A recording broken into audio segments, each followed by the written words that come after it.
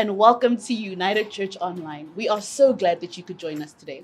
If you're new to United Church, we would love to get in touch. So why not click the link in the description and fill out one of our Connect cards, or go to our website for more information. So let's get ready our notebooks, Bibles, and pens, and let's receive the word together. So we are on week 3 of our family series. Have you been enjoying it so far? Yes. We trust that it's been helpful. And like we said, this is applicable to everyone. Doesn't matter where you're at. Maybe you're not married. Maybe you are married. Maybe you were married and you're not married anymore. Or maybe you're starting a family again. This might be your second marriage and you're saying, I want to do it differently this time. Maybe it's not even about marriage. Maybe you still live at home and you've got siblings and you live with family.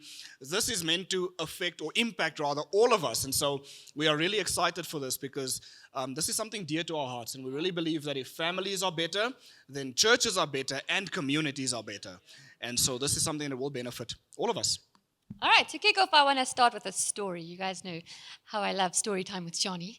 Okay, so when we were first married and we had our firstborn Levi, and he was still a baby, like Randy used to be very spontaneous, very romantic. Used to be.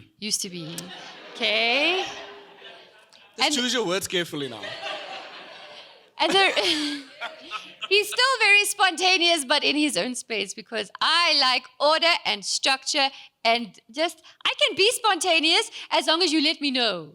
Nah? If I know where we're going, how long we're going to be there, how long it's going to take us to get there, where we're going to park, what I need to pack, I can be spontaneous. Right? Anybody with me? Come on. Anybody? Yes. Yes, okay. All the wives are like, thank you, Shani. Thank you, Shani. You've said what needs to be said. All right, so he'd be like, come, let's go. Go where? No, man, get in the car, let's go. The baby is napping. Wake him up. No, let's just go. How long are we going to be there? I don't know. What do you mean you don't know? Like, I need to know, how many diapers do I pack in the bag? Do I need to take formula? How many changes of clothes do I need? Do I need to pack little toys for the baby? Like, I need to know these things. I can't just get up and leave. It's not just the two of us anymore. Like, he can live with the shirt on his back and $10 in his pocket and he'll be fine. He can come back in 48 hours and be like, I had a blast. Doesn't know when he's going to eat, doesn't know where he's going to sleep. He's going to live his life and it's going to be amazing. I am not like that. Okay, so here he is thinking he is super romantic. I'm going to whisk my wife and my son off. We're going to go to Paris, have something, going to do something cool, whatever. Here he is stressing me out. Then we fight. And he's like, I'm trying to be romantic, I'm trying to be nice. And I'm like, I need details. Where are we going? What are we doing? How long? Tell me the details. Even the other day we had a fight. I was like, Randy, give me clarity. He was like, why? What's going on? I was like, I need clarity. How long? Give me the list of things. He's like, okay. He left, came back. Right, babe, this is what's happening. A, B, C, D, E, F, and G. Is that okay with you? And I said, yes, let's do it. I need half an hour. Spontaneous. Spontaneous. I love it. Now I have learned, no matter where we go, no matter what we do, pack everything. It could be an hour, could be 5. My wife has a go bag at the door. Yes. It's got passports, money, extra change of clothing. Everything. I'm ready. You never know ready. what's going to happen. People are like, yeah. Anyway. All right. So the same comes when we talk about marriage. All right. If you prepare for a short trip, you're not going to make it. If you want to take your family on a day trip, you need to pack certain things, right? Especially the smaller your kids, the more you're packing. All right. If you're going to quickly pop to Granny's house, you can hoy a nappy in your purse, you'll be fine. Because you know Granny's got everything you need anyway, right? Cool. But if you're going on a 17-hour trip, you got to make, You got to make sure you've packed enough food. You've got to make sure you've got activities. You've got to make sure you know the route. Where are you going to fill up? You've got to anticipate the problems that could come your way and prepare for them, right? You can't just say, let's get in the car and drive. Where are we going? Do you know what I mean? So in the same way, you have to look at your relationship, your marriage. Like, are we going to be in this for a couple of weeks? Then there's no prep. I'm going to date this guy for a year and see how it goes? There's minimal prep. But if you're going to be married and you want to go the distance, you've got to prepare. You've got to anticipate where you're going. You've got to kind of see what pitfalls you're going to fall into, and you've got to prepare for them. Okay, but when it's a car ride, it's easy because it's kind of plain. you know what I mean? You can anticipate. When it comes to a relationship, it's like, what? I don't know what's going to come my way. I don't know what kind of troubles we're going to have. I don't Am know. I marrying a psycho? Am I marrying a psycho? Answer the question. Or continue talking. I married a psycho. These aren't rhetorical questions. These are not, here. yeah. This is like, I'm looking at myself going,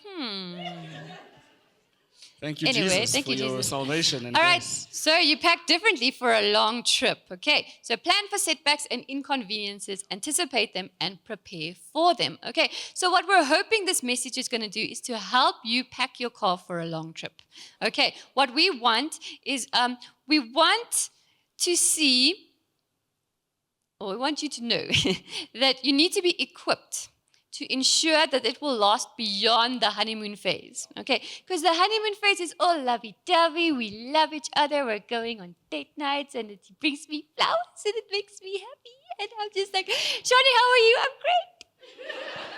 You know people who are in a new relationship, so how are you? I'm fine. Life is amazing, I'm going on a date. That post, don't look at Emily. Don't look at Emily and Ayanda.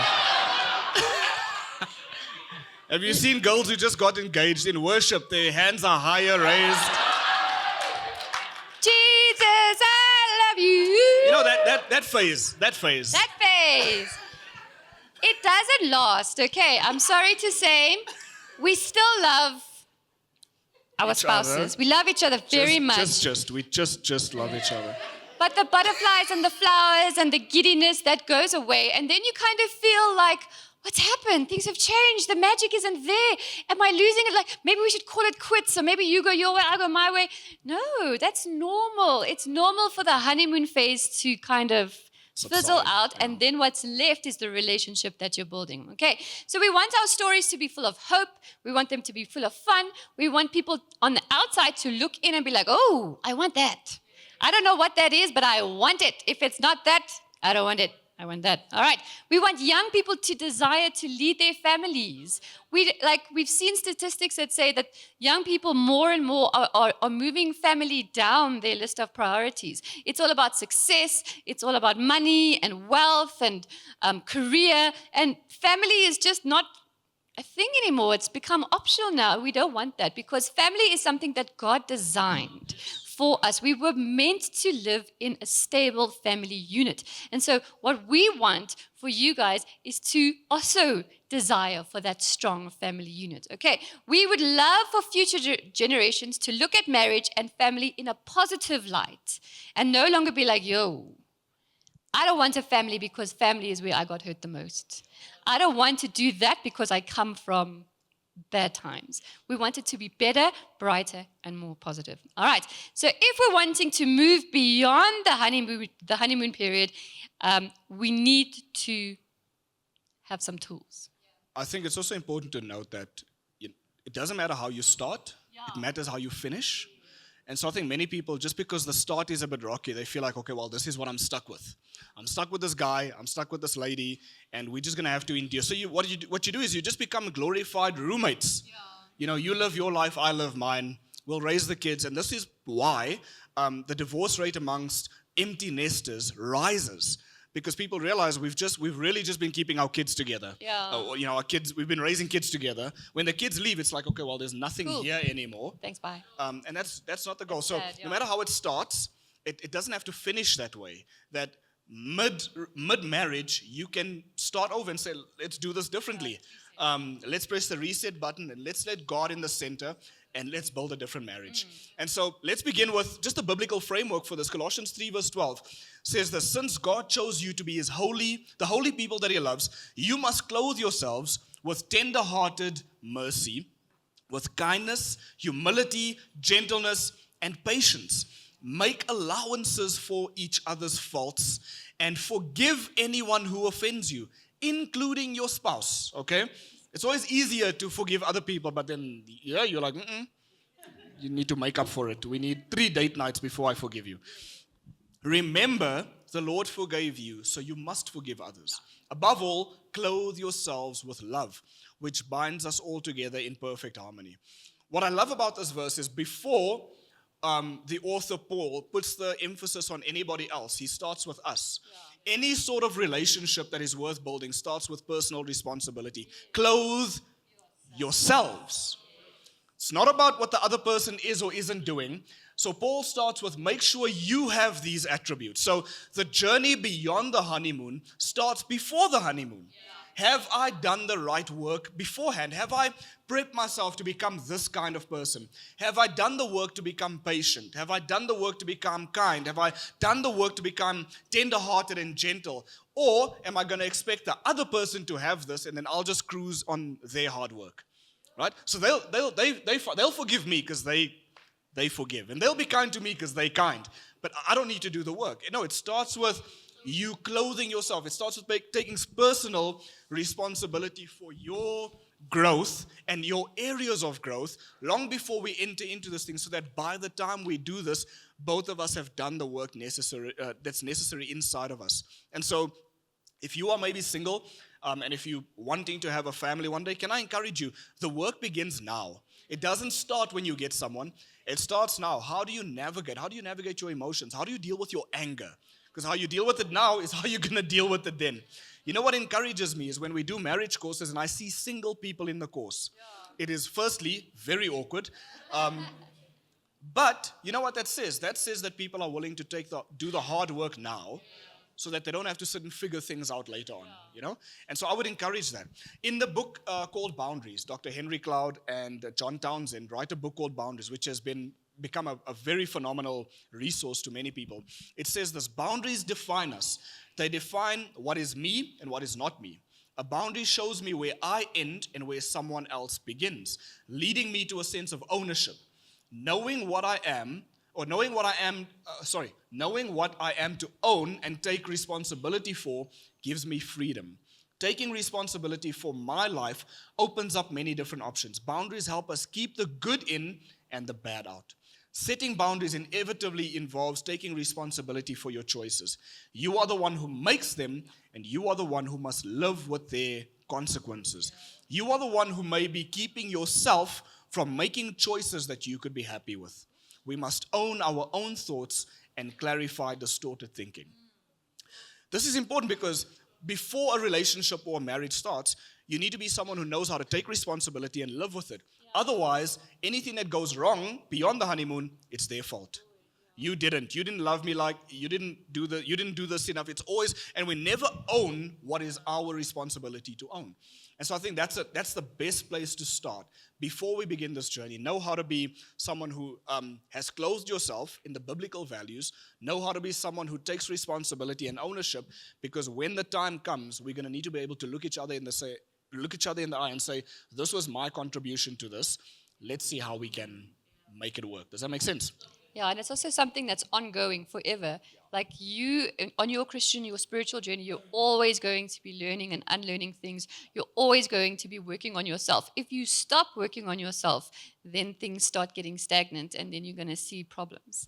All right, cool. So what is going to sustain you beyond the honeymoon phase, beyond the cutesy butterflies? We're going to have tools. We need things that we need to pack in the boot. Okay, so the first point that we're going to talk about is ensure that your values are aligned. Okay, this is a huge thing. It freaks me out when couples are way too different. Like if they're believing different things, I'm like, guys, what unity is there here? You know, like this is a dumb example, but if someone is a vegan and they're married to a non-vegan, I'm like, you're going to eat your T-bone steak in front of your wife when she's all like, animal rights, yeah, and you're going to be like, you're going to chow, you're like, That's a red flag for me. I'm like, come on, that's just weird, you know. It's just a silly example. Like, obviously people can make it work.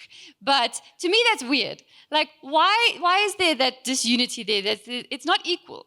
Okay, so you have to have your core fundamentals, the things that are non-negotiable to you. They don't have to be the same, because then you're going to have to find your mind clone. And there is no such thing as someone who is exactly like you, but, marriageable. That's not a word, hey? No, that's not English. Yeah, that's not English. That's Chani-ish. All right. But if we look at this in biblical terms, the Bible speaks about not being unequally yoked. All right. So talk about your non-negotiables. What are the things that are a no-go for you? If it's a no-go, then we have to now compare. Are our non-negotiables compatible, or are they going to cause friction? Okay, so if I am 100% passionate about family, I am going to pour my blood, sweat, and tears into my family, but my spouse is like, yeah, whatever. I come from a bad family, I don't care, you do your thing. There's going to be conflict. There's going to be conflict because then your values aren't aligned. You want to know at the end of the day that you're putting 110% into family, I'm putting 110% into family, and together we're going to make this work. But if I'm the one who's doing the work and you're just coasting, there's going to be friction. It's going to hurt. All right. So you need to talk about them. You need to put them on the table and you need to say, these are my non-negotiables. These are things that are fundamentally important to me. And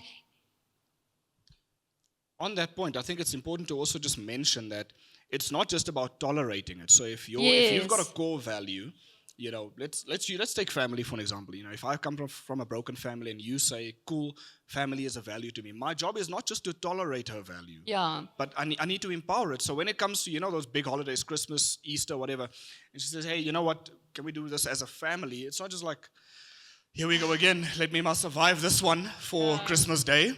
You and your 17 uncles and your 20 cousins, it's not just enduring it or tolerating it. It's something that I need to begin to value as well. Yeah. I need to, impart into it. Otherwise, there's only so long you can endure something. And then, 15 years down the line, a family comment comes up. I thought you liked my family. Well, you thought wrong, It's like for 15 years, I've been pretending to like your family.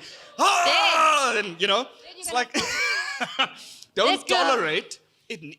Her values, in a sense, need to become my values too. They might not be as important to me. I still need, I've got my own, but I need to know that I value the things that she values and vice versa. Yeah, so it's important that you make sure that they are aligned. All right, now, if we look at someone in the Bible, we can look at Solomon. Okay, now Solomon was one of the greatest kings. Well, he started out as one of the greatest kings of Israel. God gave him so much wisdom. God gave him so much wealth. He was the guy. Yep. He was the guy, but the aunties are laughing. They're like, he was not the guy. All right, let's read in 1 Kings 11, verse 1 to 2. It says, now King Solomon loved many foreign women. Ooh, Solomon. Besides Pharaoh's daughter, he married women from Moab, from Ammon, from Edom, from Sidon, and from among the Hittites. So many wives. The Lord had clearly instructed the people of Israel, you must not marry them. There's no gray area there. It was very clear. Okay, because they will turn your hearts to their gods. Yet Solomon insisted on loving them anyway. Solomon. Today you can just go home and be like, Solomon, you lost the plot. Okay, and it's not because they were foreign, it was because their value systems, their faith was so completely different, they were not aligned. All right, and what's going to happen? Either you are going to convert them or they are going to convert you. Okay, it's going to happen. Don't be like, no, it's not. It's going to happen. You are going to make room for things in your life. And then you are going to slowly but surely, in little increments, drop away from your faith. And then what's going to happen? One day you're going to look back and be like, what happened? I'm not on fire for God like I used to be. We don't go to church every day like we used to. My kids don't know God. They don't care about church. How did this happen? It was you. You let this in. So it's very important to make sure in this regard that you are aligned. And that it's not just, I'm a Christian, you're a Christian. There are many different kinds of Christian. You got to be aligned. You got to be in the same church. You got to believe the same things. All right, that's important. If you're not there right now, pray about it. Maybe God can work a miracle, get the whole family in the same room. We'll pray with you. That'll be amazing, okay? But don't give up hope. But I'm telling you, if you want to go the long yards, make sure that you guys believe the same things. Like, how does your church do baptism? What does your church believe about evangelism? What do you think about communion? Those are fundamental things that a lot of churches get weird and different and like, your upbringing sounds cultish. Let's not have that. Do you know what I mean? Make sure you're believing the same things and that you're going in the same direction. It's so funny. I was having a chat with Norman the other day, and he was telling me, he's like, I realized I grew up in a cult. I was like, hectic. It's like, we need to find another church. So the reason why this is important, just for a bit of time, I think, we've both been in church for many years. Both of us got involved in church as teenagers. We met at church. We got married in church and all of this. And you see this pattern, whenever we ask, especially younger people, when they come to us, like, yo, Pastor Randy, I met someone, and Pastor Chani, I met someone. You're like, oh, I'm so excited for you. The first question we ask is, where did you meet? Do they love Jesus? And sometimes like, he's a Christian. He's a great guy. He's a good guy. He comes from a great family. She's, Red flag. her family grew up Christian. When you start to, and the reason is because here's the pattern we see. It's someone, find someone, and you there's affection and all of that, and slowly but surely there's a drifting. And the amount of people we've seen that have drifted, some people who were really like strong in the faith that have drifted over time because they slowly made allowances. And when you look 5, 10, 15, so it's never in the moment. It's always 5, 10, 15, 20 years later, you're like, it's gone completely off. And so I think, especially for the younger people, pay attention. This is vital. Make sure your values align. Does that make sense? Number 2, are we still okay? Yes. Number 2, what will sustain us beyond the honeymoon period is the right community. Right? The right community. Because isolation is a silent killer. People don't realize this. Many people think, I just want me time. I think me time is like a very important thing in culture, which is not bad, except when me time kind of becomes, me like the whole year. It's been 2 years of me time. Yeah. It's like I've been me timing it for the last couple of years. You've been isolating yourself. Yeah. You've been secluding yourself. And that's a problem. And so the right community makes all the difference because community challenges us. Yeah. Right? It's the friendships that we have around us that will call us to higher. It's the friendships that we keep that will help us know what we're tolerating and what we shouldn't. The friendships around us will refine us. They'll help us show us that, hey man, you guys are maybe, we haven't seen you in a while. What's going on? You're secluding yourself. Or, hey, listen, we haven't seen you at church in a while. What's going on? Is there anything you need help in or anything we need to pray for? It's those types of relationships that you need. Community will help us realize what's normal. Yeah. When you've been like, when you get out of that honeymoon phase and you start to wonder, like, is it normal for, for things to look like this? And your couple friends or your community will be like, don't worry, you're fine. You're fine, yeah. This is normal. You're like, oh, I thought I'm just going crazy. He doesn't love me anymore. He loves you. It's just, things are maturing. Things are mellowing out. You can't have Hollywood drama every weekend, You can't be going on like a nice river cruise and then next week it's this and that. He hasn't done that in 2 weeks. Hey, man, let the guy's budget breathe. Yeah. He loves you, I promise. It's just, this is real life now. Real life. Now you got bills to pay. Yeah, you've got water and lights. You've got rates and taxes. He didn't anticipate this stuff. Those roses, those bouquets have gotten smaller and smaller over the month. He used to buy them at the flower spot. Now he just drives at the stop street. He gets like, what? That guy with the 2 is like, here you go, my love. Community will help you realize what's normal. You need to have the right friends around you. But also, the reality is pride has killed so many families. People have this mindset that says, you know what, we don't want to let anybody into our business.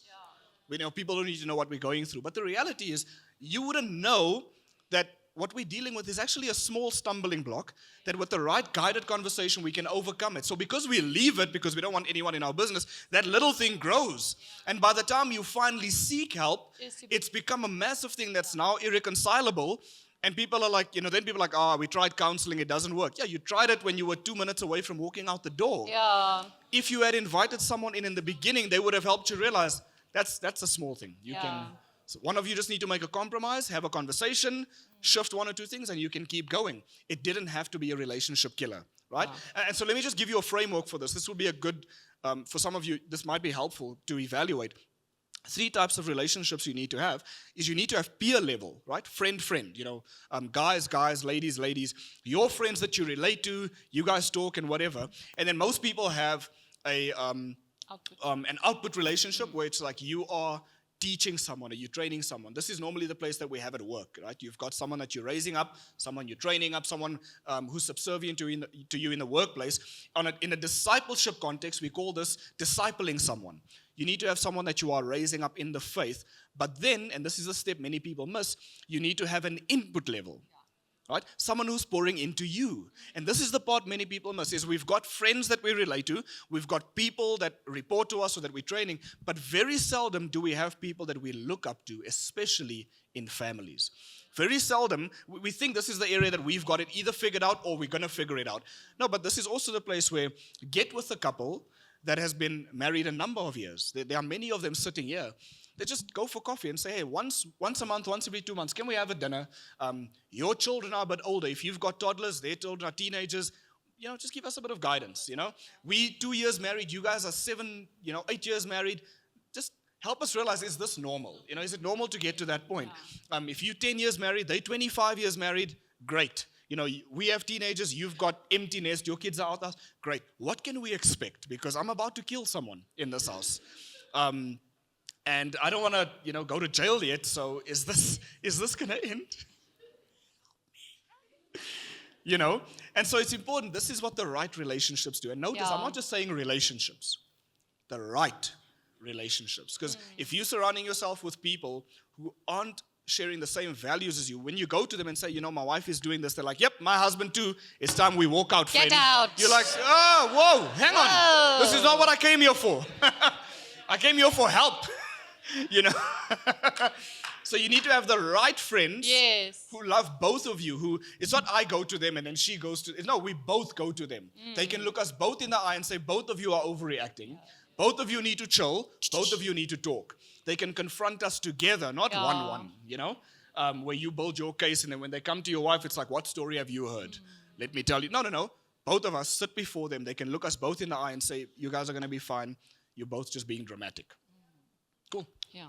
And also, I want to add to that, if you don't have that in your life and that's something that you want, something that you've been yearning for, don't be afraid to pray for it.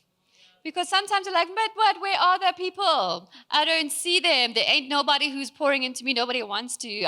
There are no young people think I'm cool enough to come to me for that. Just pray about it and say, God, we want to be the kind of couple that can pour in, but we also want to be poured into. And God will put them in your life. They're literally like 2 rows behind you. You don't even know it yet. But pray about it and pray that God will give you an opportunity. And before you know it, you'll meet this random auntie in the shop and be like, oh, I know you. You come to church sometimes. Cool. We're buying on Friday. Before you know it, boom, you have mentors.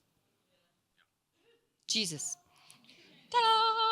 All right, let's go to number 3. What will sustain us beyond the honeymoon? Number 3, transition from feeling love to doing love. This is huge. All right. So sometimes we want that butterfly phase to last forever. We want the flowers and the chocolates. We want to feel the giddiness. And then when it fades away, and now you have to be like, oh, I'm married to a real human. Now the hard Did you hear the disappointment in her voice?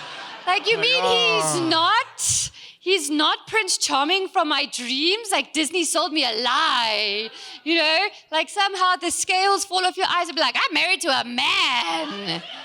Boys are gross.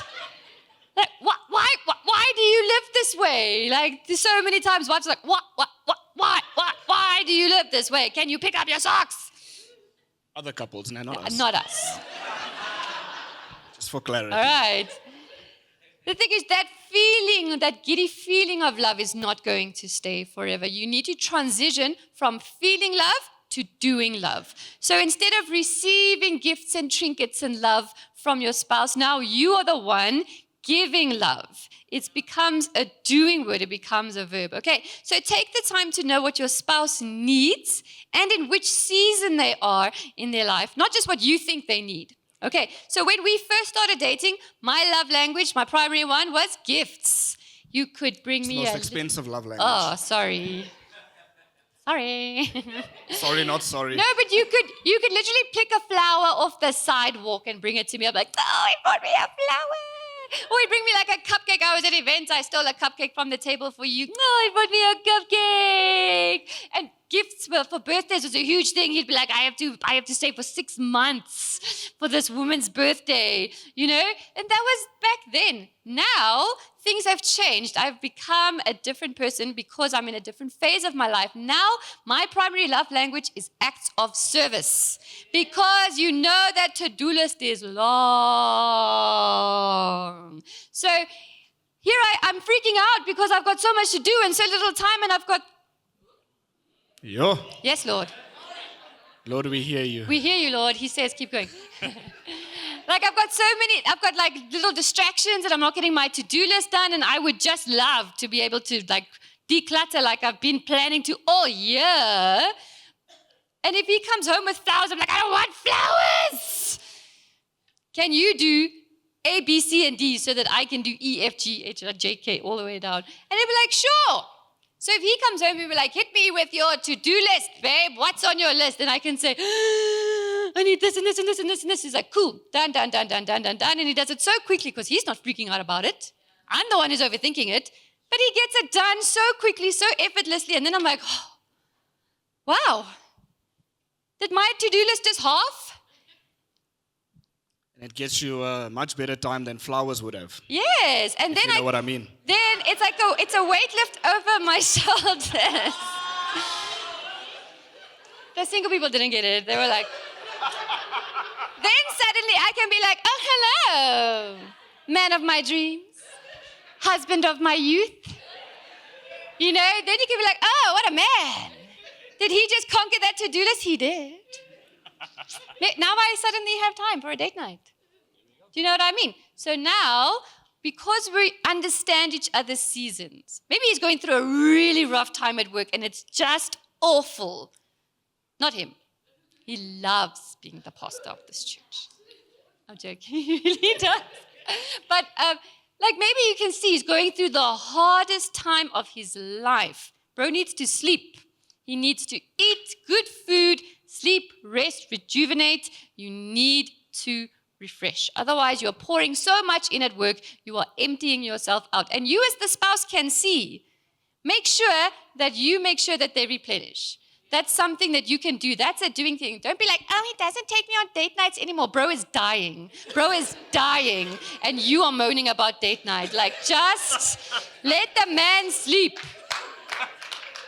Honestly, sometimes... I love how there were like some women that clapped and some men were like, Honestly, sometimes it'd be like, kids, you better be quiet because daddy is very tired. Daddy is going to sleep. You are going to play aside for long. Aside. We love being in the pool because that's what he needs in that season. He needs you to take the buckets. Remember, 2 weeks ago, we were talking about the buckets. Sometimes that is love in doing. That is how you live in service to your spouse. Let me take your bucket so that you can rest, replenish, refresh, and come back. Then he'll take your buckets.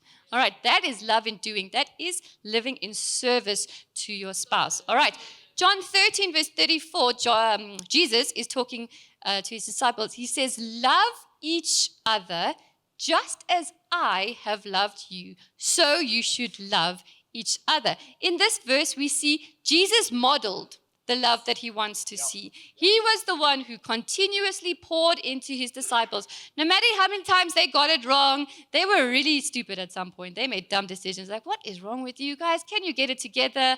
You literally spent 3 years with the King of Kings in human form and you're still getting it wrong. I would have told them to take a hike a long time ago. Like, we're starting again. Wrap it up. Next 12, let's go.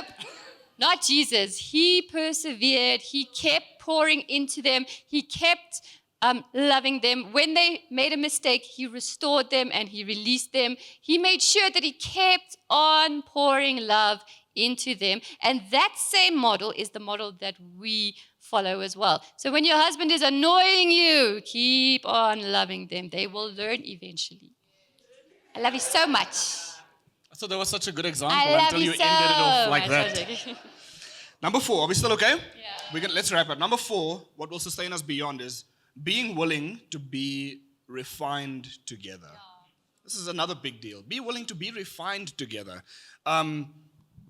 Many people, especially younger people starting out in relationships, don't understand that marriage is a refining process, right? It's not about finding someone who's perfect, because that doesn't exist. And many people aren't willing to settle for any less, and so they want a finished product. I want someone who's well polished. I need them to have a summer body all year round, none of this winter weight gain. And no, summer body all year round. I need their budget to be intact. I need them to be hell of a romantic, and but it's like, no, we are refined. We are becoming those people, right? And so marriage is about refining. So how do we refine each other? There's so much that goes into it. It starts with just changing our language, because if you maybe shift your language to the word refine instead of change. Many people say, I don't want someone changing me. I'm not changing you. I'm refining you. I'm helping you become a better version of yourself. That refining is very much like the sanding process. When something is rough around the edges, you take sandpaper and you just sand it down. It's not a nice process. It's messy, but it's a very needed process, because the end product is more beautiful than you realize. And so I think if more people are willing to be refined together, it would cause more people to have a different perspective. I am being sanctified, I'm being refined, and so are you. And God is using me as the primary person in your life to be your vehicle for refining, and vice versa. Why is it that it's always the people we are closest to? Proximity brings something out of us. It's always the people you're closest to that you end up arguing and fighting and being more frustrated with. Why? Because that's the primary vehicle for refining. And so if I understand that God is using her to help refine me, she needs to be the most honest person to me, because she's serving that refining process. You can't get uptight when your spouse or your partner is honest with you, because they are helping refine you. Rather it from them than anyone else. Right? Yeah. Like Proverbs says, rather a wound from a friend than many kisses from an enemy. Rather the person who loves me calling me out and saying, this is how you can become better. This is how you are becoming the person that God is calling you to be. Rather than them withholding, thinking that they're serving you, when actually they're doing you a disservice. I love Timothy and Kathy Keller have this section in their book that I absolutely love. I've got this quote saved on my phone. This is what they say. Within the Christian vision for marriage, here's what it means to fall in love. It's to look at the other person and get a glimpse of what God is creating. And then to say, I see who God is making you, and it excites me. I want to be a part of it. I want to partner with you and God in the journey that you are taking towards His throne. And when you get there, I will look at your magnificence and say, I always knew you could be like this. I got a glimpse of it on earth, and now look at you.